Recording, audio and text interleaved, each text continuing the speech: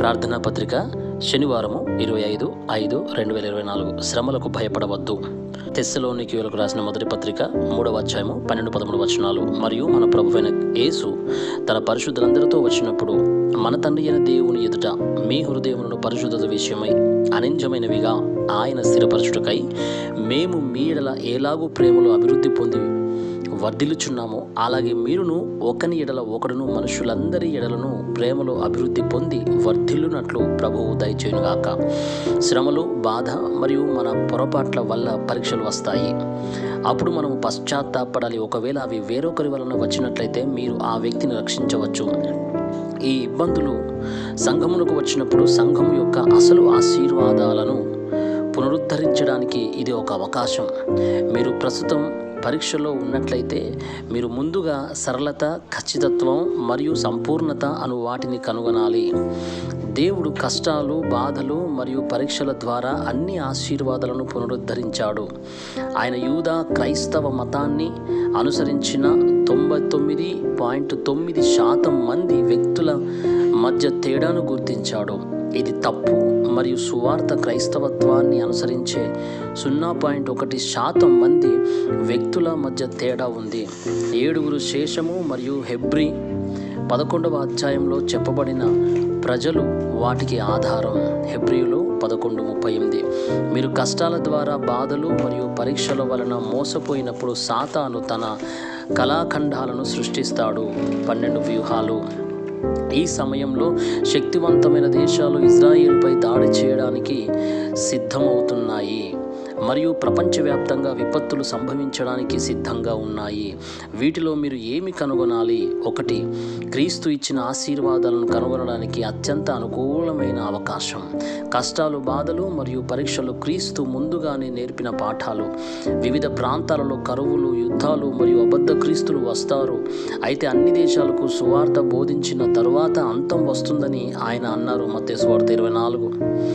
సంఘములో నకిలీ మరియు నిజమైన 10 కన్యల ఉపమానం, తలాంతుల ఉపమానం మరియు గొర్రెలు మరియు మేకలు ఉన్నందున మోసపోవద్దని కూడా అతను చెప్పాడు. మత్తయి సువార్త 25వ అధ్యాయం. నా కోసం ఏడవకండి, మీ పిల్లల కోసం ఏడవండి. లూకా సువార్త 23:28.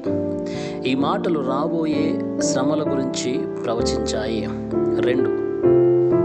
పౌలు కలిగి ఉన్న వాటిని ఆస్వాదించడానికి మరియు కనుగొనడానికి ఉత్తమ అవకాశం. సువార్త కోసం జైలుకు వెళ్ళడం అపోస్తల కార్యాలు 16వ అధ్యాయం. చెడ్డవారిచే వేధించబడడం అపోస్తల కార్యాలు 17వ అధ్యాయం. కోర్టులో బాధలు అపోస్తల కార్యాలు 23వ అధ్యాయం. మరియు విచారణకు వెళ్లే దారిలో తుఫాన్లో చిక్కుకోవడం అపోస్తల కార్యాలు 27వ అధ్యాయం. పౌలుకు అత్యుత్తమ అవకాశాలు. 3. భవిష్యత్తు కోసం సిద్ధం కావడానికి గొప్ప అవకాశం. పౌలు బాధపడ్డ ప్రదేశంలో సువార్తను స్వీకరించి లేచిన తన శిష్యుడైన తిమోతిని తెస్సలోనికలోని సంఘమునకు పంపాడు. ఇజ్రాయేల్ నాశనం, రోమా యుగం, సంచరించే ప్రజల యుగం మరియు ప్రపంచ సువార్థీకరణ కోసం పౌలు అతన్ని సిద్ధం చేశాడు. ఇవే గొప్ప అవకాశాలు. యూదా మతము మరియు సువార్త ఉద్యమం మరియు సువార్త ఉద్యమాన్ని నిర్వహించని శక్తివంతమైన దేశాలు మరియు పరిచర్య తెగలు మరియు సిద్ధాంతాలను జయించడం మొత్తం ప్రపంచాన్ని అర్ధరహితంగా మార్చాయి. అర్థం లేని వాటితో మోసపోయే బదులు ఒడంబడికను గట్టిగా పట్టుకోండి. నీకు ఒకే ఒక జీవితం ఉంది. క్రీస్తు అందించిన అత్యంత అనుకూలమైన అవకాశాన్ని, పౌలు అందించిన ఉత్తమ అవకాశాన్ని మరియు మీ భవిష్యత్తు కోసం గొప్ప అవకాశాన్ని కనుగొనడానికి నిశ్చయించుకోండి. ఒడంబడిక ప్రార్థన. ప్రియమైన దేవా, నేను మీకు హృదయపూర్వక కృతజ్ఞతలు తెలియజేస్తున్నాను. బాధపడేవారు ఉన్నట్లయితే అది వారికి మీ ఆశీర్వాద సమయంగా మార్చండి.